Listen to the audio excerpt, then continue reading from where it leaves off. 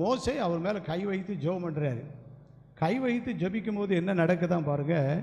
உபாகமத்தின் புஸ்தகம் கடைசி அதிகாரம், உபாகமம் 34வது அதிகாரம்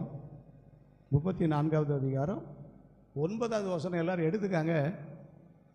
எல்லோரும் எடுத்தாச்சான்னு கேட்ட பிறகு எடுத்தாச்சுன்னு நீங்கள் சொல்லணும். அது பிறகு தான் என்ன செய்யணும், வாசிக்கணும். கொஞ்சம் வசனத்தை வாசித்தாலும் நல்லா தெளிவாக வாசிட்டோம்னு சொன்னால் அந்த வசனம் நமக்கு பலனாக இருக்கும். எடுத்தாச்சா?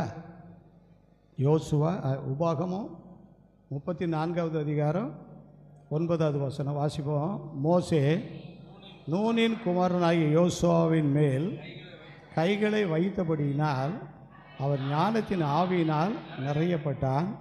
இஸ்ரவேல் புத்திரர் அவனுக்கு கீழ்ப்படிந்து கர்த்தர் மோசேக்கு கட்டளையிட்டபடியே செய்தார்.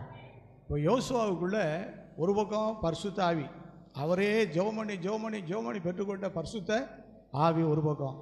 இன்னொரு பக்கம் முதிர்ந்த ஊழியக்காரர், அவரை வழிநடத்தின ஊழியக்காரர் அவர் மேலே கை வைத்து ஜெபிக்கிறார். அப்படி ஜெபம் பண்ணும்போது யோசுவாவுக்கு என்ன கிடச்சிச்சான் பாருங்கள், ஞானத்தின் ஆவியினால் நிரப்பப்பட்டார். ஞானங்கிறது வேறு, ஞானத்தின் ஆவிங்கிறது வேறு. ஞானம்னா என்னென்னா அப்பப்போ கேட்டால் நமக்கு என்ன செய்யும், கிடைக்கும். கேட்டால் என்னது இருக்கோ அதான் நடக்கும். ஞானத்தின் ஆவிங்கிறது எப்பொழுதும் பெர்மனண்ட்டாக நம்ம கூட இருக்கும்.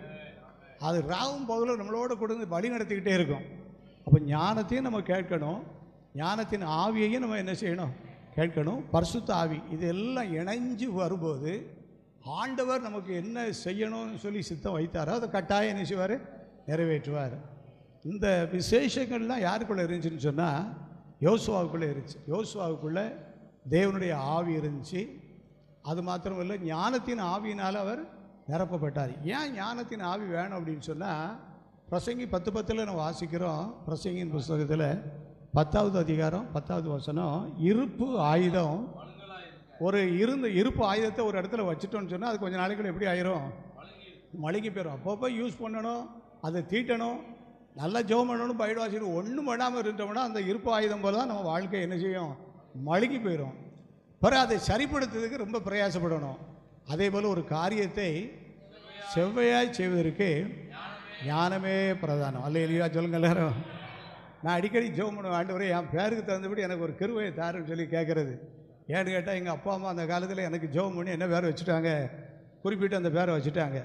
அப்போ ஆண்டவரை இது தகுந்தபடி நான் என்ன செய்யணும், நடக்கணுமே, எனக்கு கிருபையை தாருன்னு சொல்லி இப்போவும் ஜெபம் பண்ணிக்கிட்டு இருக்கேன். எனக்கு கொஞ்சம் தந்திருக்காருன்னு சொல்லி ஒரு விசுவாசம் உண்டு. இல்லை இல்லையா?